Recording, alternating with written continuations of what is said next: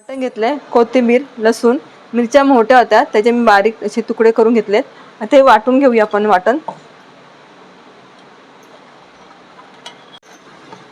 वाटून झालंय.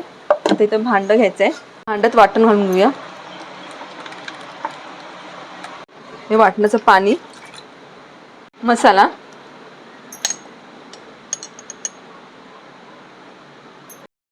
थोडीशी हळद घालून घ्यायची आहे, मीठ, तांदळाचं पीठ घेतलंय त्याच्यामध्ये पाणी घालून भिजून घ्यायचंय.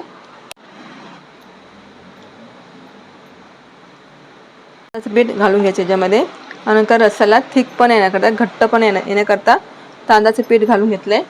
हे कोकम आगळ किंवा कोकम रस पण बोलते ह्याला. हे घालून घ्यायचं याच्यामध्ये. 2 चमचे मी घालून घेतलेत. तेल तुम्हाला कसं लागतं त्या हिशोबाने तेल घ्यायचंय.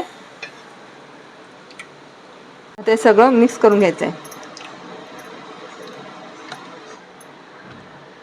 थोडंसं यात पाणी घालून घेऊया. आता हे पातेलं गॅसवर ठेवून द्यायचंय आणि याला चांगला कड घ्यायचा आहे. कड आलाय. खोबरं आहे वाटून घेतलेलं, त्याच्यामध्ये घालून घेऊया.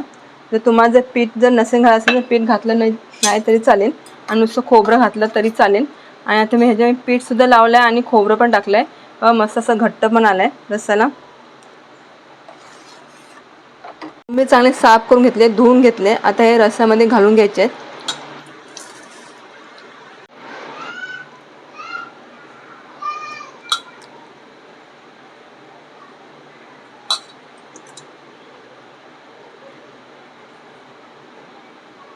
आता 5 मिनिटाचं झाकण ठेवायचं आहे. बोंबील शिजायला वेळ नाही लागत, लगेच शिजतात.